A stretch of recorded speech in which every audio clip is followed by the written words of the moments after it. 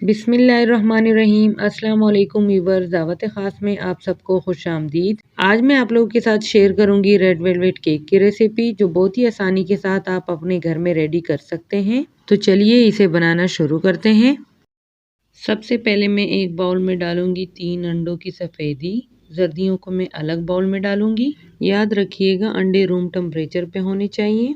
इस तरह से मैं सब जर्दियों को अलग कर लूंगी। और अब मैं अंडे की जर्दी में डालूंगी 1 चुटकी नमक और उसको अच्छी तरह से मिक्स कर लूंगी और इसे मिक्स करके एक साइड पे रख दूंगी। अब चलते हैं अंडे की सफ़ेदी की तरफ। अंडे की सफ़ेदी को मैं इलेक्ट्रिक बीटर से अच्छी तरह से बीट करूंगी ताकि थोड़ी सी जाग फॉर्म में आ जाए। और इसे थोड़ी देर बीट करने के बाद अब मैं इसमें डालूंगी 1 टीस्पून वाइट विनेगर। अब फिर से इसे 1 मिनट के लिए बीट करूंगी। 1 मिनट बीट करने के बाद अब मैं इसमें डालूंगी पाउडर शुगर, जो मैंने लिया है 3/4 कप के बराबर। पाउडर शुगर मैं एक साथ नहीं डालूंगी, 3 से 4 बार थोड़ा थोड़ा करके डालूंगी और बीट करती जाऊंगी। मैं यहाँ पर वीडियो शॉर्ट करके दिखा रही हूँ, आप कम से कम एक बार शुगर डालने के बाद 2-2 मिनट तक बीट कीजिएगा। और इस तरह से मैंने 3 से 4 बार आहिस्ता आहिस्ता करके शुगर डाल दिया है और ये कितना अच्छा क्रीमी फॉर्म में आ चुका है। अंडों को मैंने कितनी अच्छी तरह से बीट किया है ये आप खुद भी देख सकते हैं। देखिए, अब मैं इसमें शामिल करूंगी अंडों की जर्दी, जिसको हमने पहले से फेंट के रखा था। एक बार मैं बॉल को अच्छी तरह से साइडों से साफ कर लूं और उसके बाद मैं फिर से इलेक्ट्रिक बीटर से इसको अच्छी तरह से मिक्स करूंगी। ये देखिए, इस तरह से कम 1 से 2 मिनट के लिए इसे भी मिक्स कीजिएगा। तो ये देखिए, अंडे हमने अच्छी तरह से फेंट लिए हैं। यहाँ पर इलेक्ट्रिक बीटर का काम होता है ख़त्म। अब मैं एक बार फिर से बॉल को साफ कर लूँगी और मैं लूँगी एक छन्नी और इसमें मैं डालूँगी 3/4 कप के बराबर केक फ्लावर और इसको मैं एक साथ छान कर नहीं डालूँगी, आधा अभी छानूँगी और उसे मिक्स करके आधा बाद में छानूँगी। इसको बिल्कुल हल्के हाथ से मिक्स करना है, ज़्यादा तेज़ स्पैचुला नहीं चलाना। इस तरह से नीचे से बैटर उठा के टॉप पर छोड़ देना है और स्पैचुला को एक ही साइड पे चलाना है। और अब ये बचा हुआ मैदा भी छान के डाल दूंगी और फिर से इसे हल्के हाथ से अच्छी तरह से मिक्स करूंगी। ज़्यादा तेज़ नहीं मिक्स करना, नहीं तो आपका केक का बैटर बैठ जाएगा और वो अच्छे से फूलेगा नहीं। और दूसरी तरफ मैंने एक पतीले में जाली का स्टैंड रख के उसे प्री हीट होने के लिए रख दिया है। यहाँ पर ये देखिए, केक का बैटर मैंने अच्छे से मिक्स कर लिया है। अब इसे मैं एक साइड पे रख दूंगी और दूसरी साइड पे मैं लूँगी एक छोटा सा बाउल, जिसमें मैं डालूंगी 1 टेबल स्पून दूध, 2 table spoon cooking oil, 1 teaspoon vanilla essence, 3 से 4 drop red food jail colour, ये भी इसमें शामिल कर दूंगी। और अब मैं इसमें डालूंगी 1 टीस्पून कोको पाउडर। अब इन सब चीज़ों को अच्छी तरह से मिक्स करूंगी और इसे मिक्स करने के बाद अब मैं स्पैचुला से थोड़ा सा बैटर उठाऊंगी और ये छोटे से बाउल में ट्रांसफ़र करूंगी और इसे अच्छी तरह से मिक्स कर लूंगी। तो ये देखिए, बैटर को मैंने छोटे बाउल में अच्छी तरह से मिक्स कर लिया है। अब मैं इसको बड़े बाउल में ट्रांसफ़र करूंगी और इसको हल्के हाथ से मिक्स करूंगी, जैसे हमने मैदे को मिक्स किया था, नीचे से ऊपर की तरफ लाते हुए। तो ये देखिए, बैटर हमारा अच्छे से मिक्स हो चुका है। अब चलते हैं अगले स्टेप की तरफ। यहाँ पर मैंने एक छोटा सा पतीला ले लिया है और उसमें मैंने 1 टीस्पून ऑयल डालकर ग्रीस कर लिया था और उसमें बटर पेपर लगा लिया था।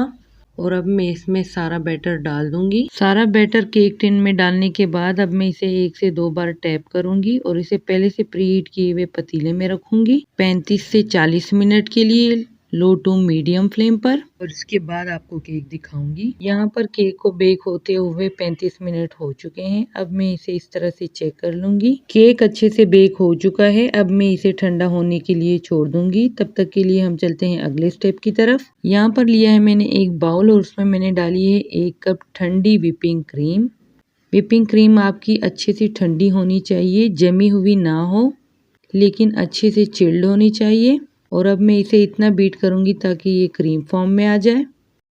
क्रीम को मैंने अच्छे से बीट कर लिया है। अब अगर आप बॉल को उल्टा भी कर देंगे तो ये उसमें से गिरेगी नहीं, ये अच्छे से बीट हो चुकी है। इतनी बीट होनी चाहिए, ये देखिए। और ये हमारी क्रीम केक पे लगाने के लिए बिल्कुल रेडी है। अब चलते हैं अगले स्टेप की तरफ। यहाँ पर हमारा केक ठंडा हो चुका है। अब मैं इसकी लेयर कट कर लेती हूँ। मैं इसकी 3 लेयर काटूंगी। इस तरह से इस पे आप निशान लगा लें और फिर आप इसे थ्रेड की मदद से कट कर लें। आप चाहें तो आप नाइफ से भी कट कर सकते हैं। सबसे पहले मैं इसकी टॉप की लेयर हटाऊंगी और इसके बाद जो हमने इस पे निशान लगाए थे उस पे मैं इस तरह से थ्रेड रखूंगी और इसे एक दूसरे की तरफ खींचूंगी और इस तरह से हमारी लेयर अच्छे से कट हो जाएगी। और अब ये दूसरी लेयर मैं नाइफ से कट करके दिखाऊंगी। आपको जैसे आसान लगे आप वैसे कट कर सकते हैं। और इस तरह से मेरी केक की 3 लेयरें कट हो चुकी हैं। यहाँ पर लिया है मैंने केक बोर्ड और इसकी बेस में मैंने थोड़ी सी क्रीम लगा ली है। अब मैं इसके ऊपर रखूंगी एक केक की लेयर और उसको सिरप से अच्छे से सोक करूंगी। यहाँ पर लिया था मैंने आधा कप दूध और उसमें मैंने 4 टेबल स्पून शुगर डाल दिया था। केक को सोक करने के बाद अब मैंने इसके ऊपर एक क्रीम की लेयर लगा ली है और अब मैं इसे अच्छे से सेट कर लूँगी। और इसको सेट करने के बाद अब मैं इसके ऊपर रखूँगी केक की दूसरी लेयर और उसके ऊपर इस तरह से फिर से सिरप लगाऊंगी। आप चाहें ब्रश की मदद से लगा लें या आप चम्मच से लगा लें। और फिर से इसके ऊपर मैं क्रीम डालूंगी और इसको अच्छी तरह से स्पैचुला से सेट कर लूँगी। किसी भी चीज़ से आप इसे सेट कर सकते हैं, चाहे वो नाइफ हो, कार्ड हो, स्केल हो, आप उससे इसे सेट कर सकते हैं। अब ये आखिरी लेयर भी इसके ऊपर रख दूंगी और इसको फिर से इस तरह से सिरप से सोक करूंगी ताकि ये अंदर से सॉफ्ट हो और मॉइस्ट रहे। और अब टॉप पे थोड़ी सी क्रीम लगा लूँगी और अच्छे से चारों तरफ से क्रम कोट कर लूँगी, टॉप से भी और साइडों से भी। अभी मैंने इस पे थोड़ी सी क्रीम लगाई है क्योंकि मैंने इसके सिर्फ क्रम कोट करने हैं ताकि इसके जितने भी क्रम निकले हैं वो इसी के ऊपर स्टिक हो जाए। क्रम कोट करने के बाद मैं इसे फ्रिज में रख दूँगी 10 मिनट के लिए ताकि ये अच्छे से सेट हो जाए। केक अच्छे से सेट हो चुका है। अब मैं इसके ऊपर फिर से क्रीम लगाऊंगी। क्रीम आप अपनी मर्ज़ी के मुताबिक कम या ज़्यादा लगा सकते हैं। अब साइडों को भी क्रीम से अच्छे से कवर कर लूँगी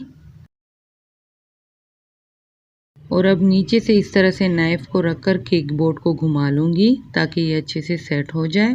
और अब यहाँ पर मैंने लिया है एक पेपर और उसे मैंने हार्ट शेप में कट कर लिया है और अब इसे केक के दरमियान में रख के मैं टूथपिक की मदद से इस पे इस तरह से निशान लगा लूँगी और फिर इस पेपर को निकाल लूँगी। और केक की टॉप लेयर जो हमने हटाई थी उसको मैंने इस तरह से चूरा कर लिया है और अब मैं इस हार्ट शेप में इसको भर लूँगी। इसको इस तरह से फिंगर की मदद से या टूथपिक की मदद से अच्छी तरह से सेट कर लें। अब इस हार्ट के बॉर्डर पे मैं स्टार नोजल से छोटे छोटे फ्लावर्स बना लूँगी। केक डेकोरेशन आप अपनी मर्ज़ी के मुताबिक कर सकते हैं।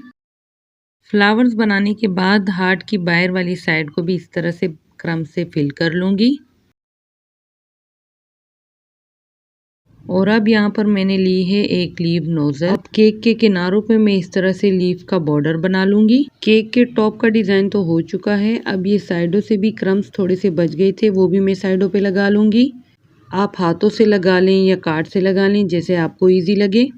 मैं इस तरह से कार्ड की मदद से लगा रही हूँ। जितने क्रम्स केक पे स्टिक हो सकते हैं वो हो जाएंगे और जो नीचे रह जाएंगे उसे हम इस तरह से क्लीन कर लेंगे। अब केक के बॉटम पे भी मैं थोड़ा सा डिजाइन बना लूंगी। जिस नोजल से हमने हार्ट शेप के छोटे छोटे फ्लावर बनाए थे उसी से मैं केक के बॉटम पे भी बना लूंगी। और केक का बॉटम बनाने के बाद मैंने इसमें गोल्डन और सिल्वर कलर के शुगर बॉल्स भी लगा लिए थे और इसके ऊपर वाली साइड में मैंने हैप्पी बर्थडे का टैग भी लगा लिया था। अगर आप इस तरह से टैग नहीं लगाना चाहते तो आप ये हार्ट के दरमियान में हैप्पी बर्थडे लिख सकते हैं। ये मैंने किसी के लिए बर्थडे का केक बनाया था, इसीलिए मैं आपको कट करके नहीं दिखाऊंगी। और इस तरह से ये हमारा रेड वेलवेट बर्थडे केक बिल्कुल रेडी है। आप इसे किसी भी पार्टी, बर्थडे या एनिवर्सरी के लिए बना सकते हैं। और ये मज़ेदार सा रेड वेलवेट केक बिल्कुल रेडी है। अगर आपको मेरी ये वीडियो पसंद आई हो तो प्लीज़ लाइक, सब्सक्राइब और शेयर ज़रूर कीजिएगा और बेल आइकन को दबाना ना भूलिएगा। इससे मेरी हर आने वाली वीडियो का नोटिफिकेशन सबसे पहले आपको मिलेगा। तो मुझे दीजिएगा इजाज़त, मिलते हैं नेक्स्ट वीडियो में। तब तक के लिए अल्लाह हाफिज़, फ़ी अमानिल्लाह।